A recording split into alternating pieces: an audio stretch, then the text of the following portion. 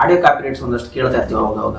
ಅದು ಆಕ್ಚುಲಿ ಯಾವ ತರ ವರ್ಕ್ ಆಗುತ್ತೆ ಸರ್? ಇವಾಗ ಫಾರ್ ಎಕ್ಸಾಂಪಲ್ ನೀವೇ ಪ್ರೊಡ್ಯೂಸರ್, ನೀವೇ ಡೈರೆಕ್ಟರ್ ಆಗಲಿ, ನೀವು ಮ್ಯೂಸಿಕ್ ಡೈರೆಕ್ಟರ್ ಆದ್ರೂ ನೀವು ಒಂದು ಆಡಿಯೋ ಕಂಪ್ನಿಗೆ ಅಂತ ಕೊಟ್ಟ ಮೇಲೆ ಮತ್ತೆ ನೀವು ಅದನ್ನು ಯೂಸ್ ಮಾಡೋಂಗಿಲ್ಲ. ಹೌದು, ಅದು ಯಾವ ತರ ವರ್ಕ್ ಆಗುತ್ತೆ?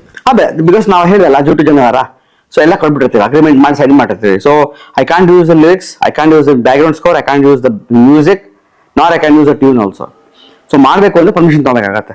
ಅದಕ್ಕೆ ನಾನು ಇಶ್ಯೂ ಆಗಿದ್ದು. ಫಾರ್ ಎಕ್ಸಾಂಪಲ್, ನಮ್ಮ ಸಿನಿಮಾ ಅಮೆಝಾನ್ ಪ್ರೈಮ್ ರಿಲೀಸ್ ಆಗಿ 1 ವಾರಕ್ಕೆ ನನಗೆ ನೋಟಿಸ್ ಬಂತು from Amazon Prime saying that ನಿಮ್ಮ ಸಿನಿಮಾದಲ್ಲಿ ಒಂದು ತುಣುಕು ಇದು ಕಾಪಿರೈಟ್ ಇಶ್ಯೂ ಆಗಿದೆ ಅಂತ. ನಾನು ಫುಲ್ ಶಾಕ್ ಆಗ್ಬಿಟ್ಟೆ. ನಾನು ತುಂಬಾ ಹುಷಾರಾಗಿ ನೋಡ್ತೀನಿ ಯೂಶಲಿ ಇದೆಲ್ಲ, ಬಿಕಾಸ್ ಈ ರೇಡಿಯೋಲಿ ಬರುತ್ತಲ್ಲ ಹಾಡು, ಬ್ಯಾಕ್ಗ್ರೌಂಡ್ ಫಿಲ್ಮ್ ನಡೀತಾ ಇರುತ್ತೆ, ಬ್ಯಾಕ್ಗ್ರೌಂಡ್ ಅಲ್ಲಿ ಸಾಂಗ್ ಬರ್ತಾ ಇರುತ್ತೆ.